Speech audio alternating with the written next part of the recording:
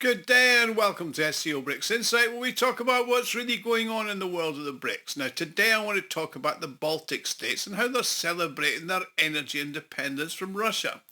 Despite its impact on the cost of electricity rising to unaffordable levels, and they're now dependent on their neighbours in Sweden, Finland and Poland. On February the 8th, the power grid operators of Lithuania, Latvia and Estonia disconnected the power lines from connecting their countries with Belarus and Russia. This resulted in the unified energy system of Belarus, Russia, Estonia, Latvia and Lithuania ceasing to exist. At the same time, the Baltics intend to synchronise their networks of those of the EU operators in continental Europe. Now, an analyst of industry experts has identified the parties involved and the implications for this dissolution. So what has been dismantled? Well, Lithuanian energy minister, with the unpronounceable name of Zimantas Vakunas, has stated on the national radio that Lithuania intends to dismantle further the region's electricity with Kaliningrad. So not only will the wires be removed, but the towers dismantled is there. And we expect this to be completed by the end of March.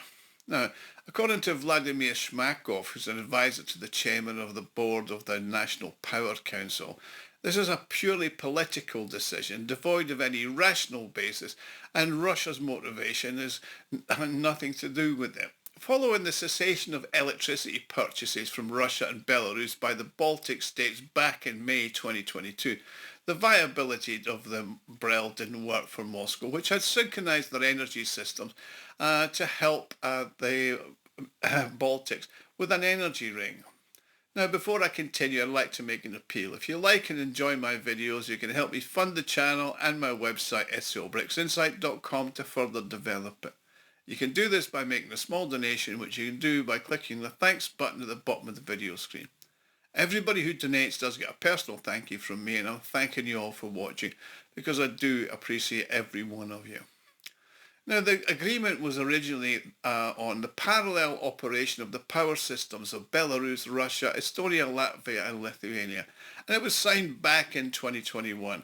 It established the general principles for organising the joint operation of a conditional electricity ring formed by the networks of these countries, and the exchange of electricity and the support for each other with reserves in emergency situations.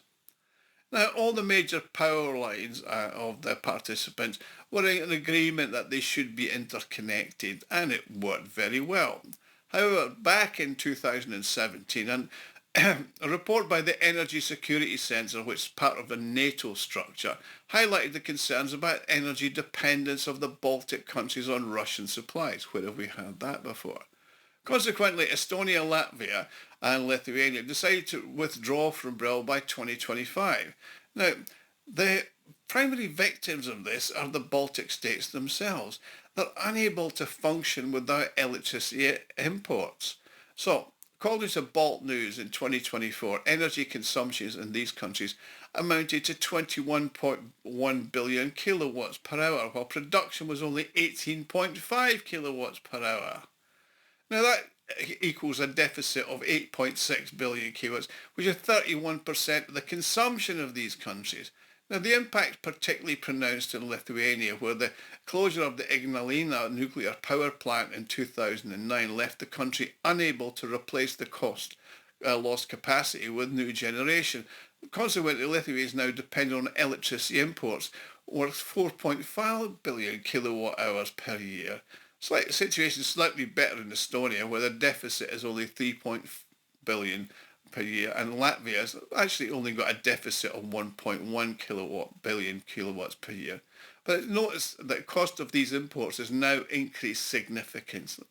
A senior Vladis Pervanius, analyst at the Yakov Partners, said in 2019, when the Baltic countries imported electricity from Russia, they spent 705 million.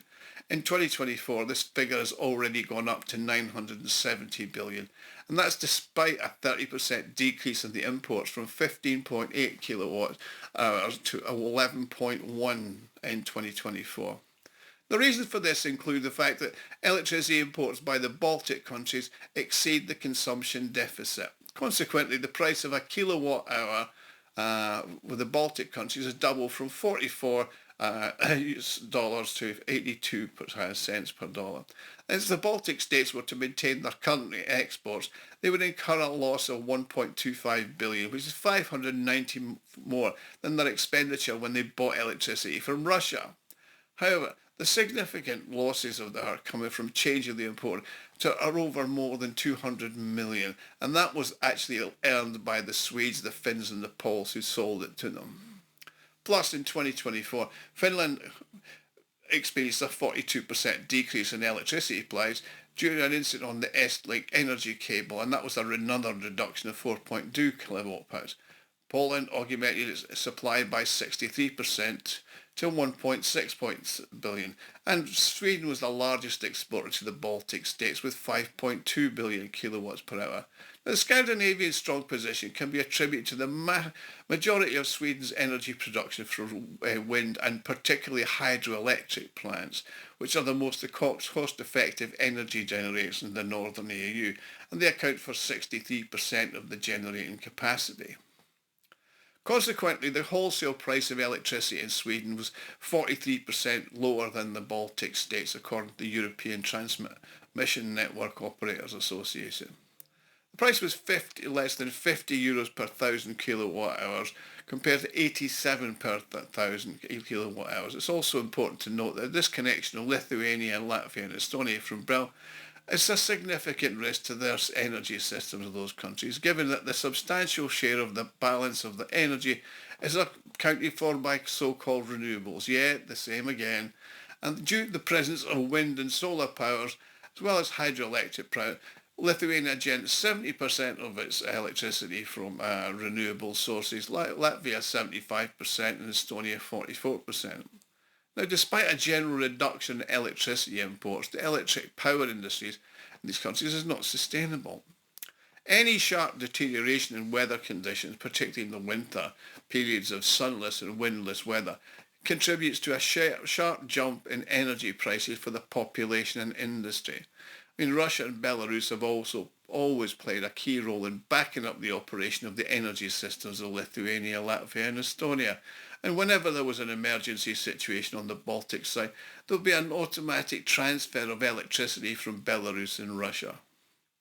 I mean, that was exemplified on February the 5th, 2025, when 270 MW power plant and the 6th unit of the 200 MW thermal power plant in Narva both failed simultaneously, resulting in a complete energy deficit, huge deficit in the Estonian energy system. Additionally, the Baltics have been unable to utilise Russian energy due to regulate their consumption peaks within their systems and return the energy back. That was not considered an import-export operation, but rather a balancing measure. However, having taken out the BRELL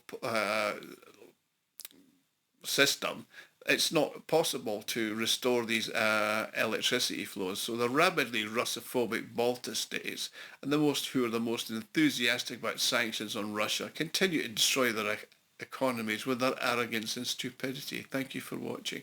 See you all again soon.